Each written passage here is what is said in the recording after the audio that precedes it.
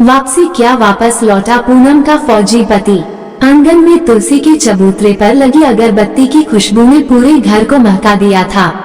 पूनम अभी पूजा करके रसोई घर में गई ही थी कि दादी माँ ने रोज की तरह चिल्लाना शुरू कर दिया था, अरे ओ पूनम, पूजा पाठ का ढकोसला खत्म हो गया तो चाय वाया मिलेगी कि नहीं?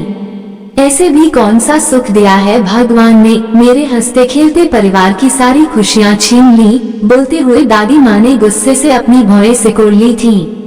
पूनम ने रसोई घर में से झांकते हुए कहा, चाय बन गई है दादी माँ, अभी लाती हूँ। माथे पर बिंदी, दोनों कलाइयाँ कांच की चूड़ियों से भरी हुई, लाल रंग के सलवार कमीज में पूनम किसी नई दुल्हन सी दिख रही थी। दादी माँ को चाय देकर पूनम मुड़ी ही थी कि उन्होंने फुसफुसाना शुरू कर दिया, आदमी का तो कुछ अता पता नहीं है, जिंदा भी है कि नहीं, फिर भी न जाने क्यों इतना बनसुंवर कर रहती है। पूनम ने सब कुछ सुनकर भी अनसुना कर दिया था, और करती भी क्या। उसके दिन की शुरुआत रोज ऐसे ही दादी माँ के तीखे शब्दों से होती थी। दादी माँ को चाय देने के बाद पूनम अपने ससुर को चाय देने के लिए उनके कमरे में जाने लगी तो उन्होंने उसे आवाज देकर कहा, पूनम बेटा, मेरी चाय बाहर ही रख दे, मैं उधर ही आकर पी लूंगा। जी पापा, बोलकर पूनम वापस चली आई थी। पूनम के ससुर शशिकांत जी रिटायर्ड आर्मी अफसर थे। उनका बेटा मोहित भी सेना में जवान था। पूनम मोहित की पत्नी थी। 3 साल पहले ही मोहित और पूनम का ब्याह हुआ था और ब्याह के 2-4 दिन बाद ही मोहित को किसी खुफिया मिशन पर जाने के लिए सेना में वापस बुला लिया गया था। इस बात को 3 साल बीत चुके थे, पर अब तक मोहित वापस नहीं लौटा था और न ही उसकी कोई खबर आई थी, इसलिए फौज की तरफ से उसे गुमशुदा घोषित कर दिया गया था।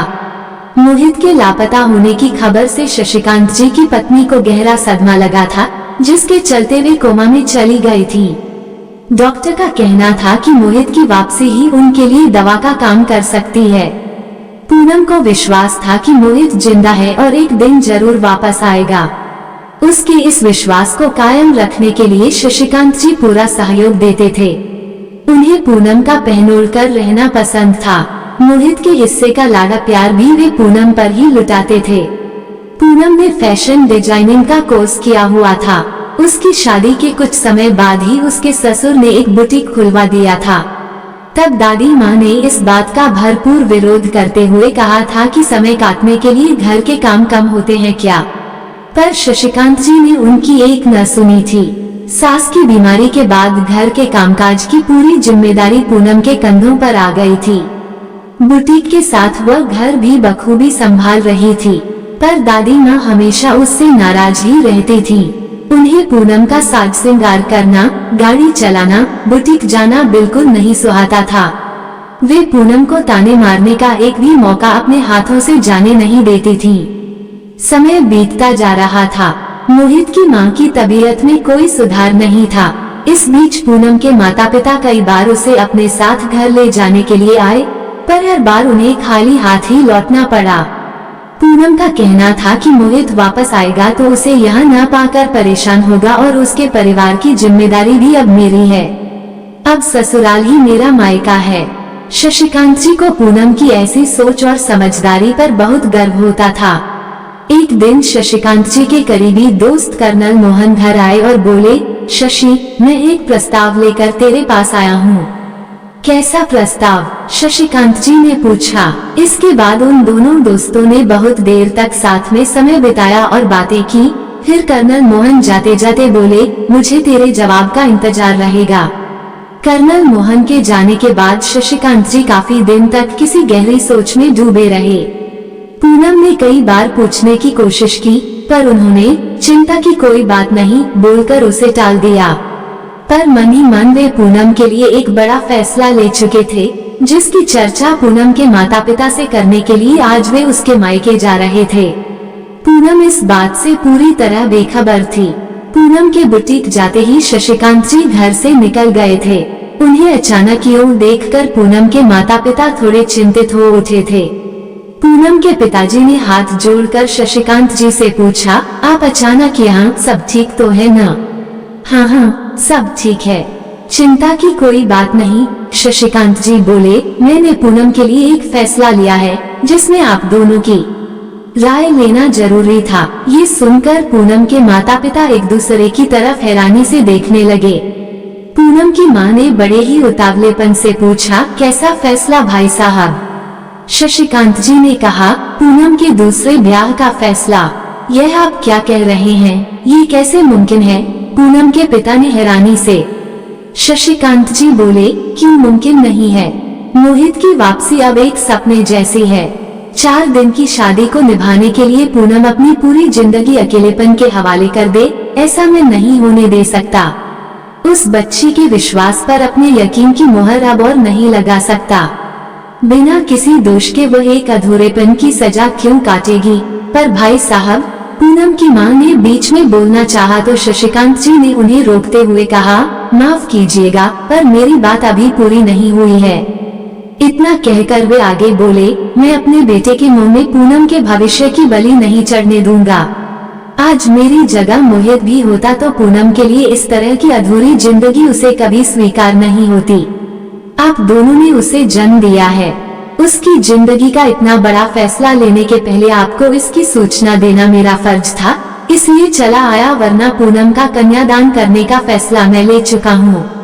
अब आज्ञा चाहता हूँ। शशिकांत जी के जाने के बाद पूनम के माता पिता बहुत देर तक सोचते रहे कि वे अपनी बेटी के भविष्य के बारे में इतनी गहराई से नहीं सोच पाए, पर शशिकांत जी जैसे लोग बहू को बेटी की जगह रखकर अपनी सोच का लेवल कितना ऊपर उठाए हुए हैं।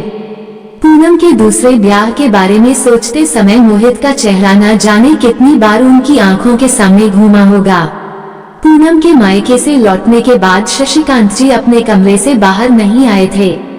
पूनम शाम की चाय लेकर उनके कमरे में ही चली गई थी। चाय का कप टेबल पर रखते हुए उसने पूछा, क्या हुआ पापा? तबीयत ठीक नहीं है क्या? सब ठीक है बेटा, उन्होंने जवाब दिया और कहा, आ थोड़ी देर मेरे पास बैठ, तुझसे कुछ बात करनी है। जी पापा, बोलकर पूनम उनके पास बैठ गई। शशिकांत जी ने एक गहरी सांस ली और बोलना शुरू किया, मोहित की गैरमौजूदगी में तूने इस घर की जिम्मेदारियों के साथ साथ हम सबको भी बहुत अच्छे से संभाला है। अपने छोटे बड़े हर फर्ज को तूने प्यार और अपनेपन से निभाया है। इतना ही नहीं, अपनी दादी माँ के रूखे बर्ताव के बाद भी तू कभी उनकी सेवा करने से पीछे नहीं हटी। अगर मैं ये कहूँ कि मोहित की कमी तूने कभी महसूस ही नहीं होने दी, तो ये गलत नहीं होगा। पर अब नहीं बेटा, मैं चाहता हूँ कि मोहित की चंद यादों का जो दायरा तूने अपने आसपास बना रखा है, उसे तोड़कर तू बाहर निकले और जिंदगी में आगे बढ़े। पूनम ने कहा, आज अचानक ऐसी बातें क्यों कर रहे हैं आप? कुछ हुआ है क्या? मोहित की कोई खबर आई क्या? बोलिए ना पापा, क्या हुआ है? पूनम बेचैन हो उठी थी। शशिकांत जी ने भरे हुए गले से कहा, कोई खबर नहीं आई मोहित की और न ही आएगी। उसकी वापसी की उम्मीद अब छोड़नी होगी हमें। पूनम जोर से चिल्लाते हुए बोली, नहीं पापा, ऐसा मत कहिए। इतने साल से पति के बिछड़ने का दर्द जो उसने अपने अंदर दबा कर रखा था, वह आज आंसुओं की धार के साथ बहता जा रहा था।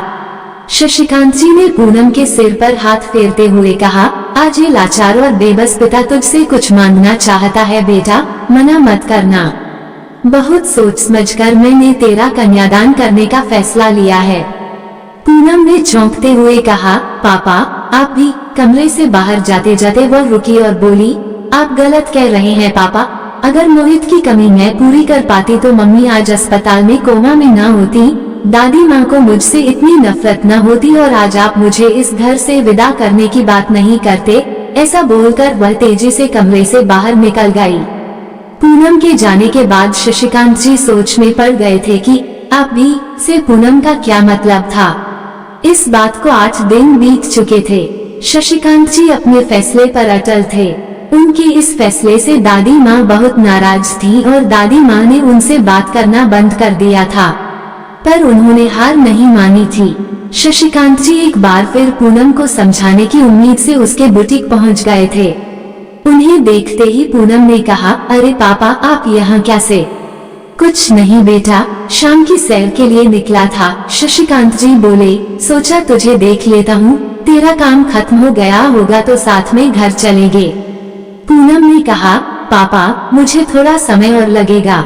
ठीक है, शशिकांत जी बोले। मैं बाहर तेरा इंतजार करता हूँ, आज जाना। थोड़ी देर बाद बुटीक बंद करके पूनम अपनी कार लेकर बाहर आ गई। शशिकांत जी ने उससे कहा, आज मैं गाड़ी चलाता हूँ। कार चलाते हुए शशिकांत जी ने फिर अपनी बात शुरू की और पूनम से कहा, तूने मेरी बात का कोई जवाब नहीं दिया बेटा, और उस दिन तूने आप भी ऐसा क्यों कहा था? पूनम ने कहा, मोहित ने मिशन पर जाने से पहले मुझे कसम दी थी कि अगर वो वापस नहीं लौटा तो मैं उसके इंतजार में अपनी पूरी जिंदगी नहीं निकालूंगी और एक नई शुरुआत करूंगी। उस दिन आपने भी वही बात कह दी। आप ही की तरह शायद वह भी मुझे अपने से दूर करना चाहता था। शशिकांत जी को इस बात की बहुत खुशी हो रही थी कि मोहित के बारे में उनकी सोच गलत नहीं थी। वो भी पूनम के लिए इस तरह की अधूरी जिंदगी नहीं चाहता था। शशिकांत जी अपने फैसले पर अब और ज्यादा मजबूत हो गए थे। उन्होंने बात को आगे बढ़ाते हुए कहा, तुझे याद है कुछ दिन पहले कर्नल मोहन अपने घर आए थे। वे अपने बेटे गौरव के लिए तेरा हाथ मांगने आए थे। गौरव की पहली पत्नी का शादी के 4 महीने बाद ही देहांत हो गया था। वो अमेरिका में बहुत बड़ी कंपनी में काम करता है। वो अभी यही है और कुछ दिन में वापस जाने वाला है, इसलिए उन्हें शादी की जल्दी है। कर्नल मोहन को मैं बहुत सालों से जानता हूँ। वे बेहद सुलझे और समझदार लोग हैं। तू बहुत खुश रहेगी और तुझे तो गौरव के साथ अमेरिका में ही रहना होगा। इस रिश्ते के लिए हाँ कह दे बेटा, शशिकांत जी ने जोर देते हुए पूनम से कहा। पूनम ने जवाब दिया, मुझे नहीं पता था पापा कि आपके लाड़ा प्यार का कर्ज मुझे एक दिन आपसे दूर जाकर चुकाना पड़ेगा। शशिकांत जी ने पूनम और गौरव का रिश्ता तय कर दिया। पूनम के माता पिता को भी खबर कर दी गई। शादी का दिन आ चुका था। बंगले की सजावट शशिकांत जी ने पूनम की पसंद के लाल गुलाब के फूलों से कराई थी। बारात जैसे ही बंगले के सामने पहुंची तो शशिकांत जी ने सभी का स्वागत किया। थोड़ी देर बाद पूनम की मां उसे मंडप में ले जाने के लिए आई तो पूनम ने कसकर अपनी मां के हाथों को पकड़ा और कहा, मुझसे ये नहीं होगा मां। मेरा मन बहुत घबरा रहा है। पता नहीं क्यों बार बार ऐसा लग रहा है कि मोहित यहीं कहीं आसपास है। मैं किसी और से शादी नहीं कर सकती। ये सब होने से रोक दो माँ।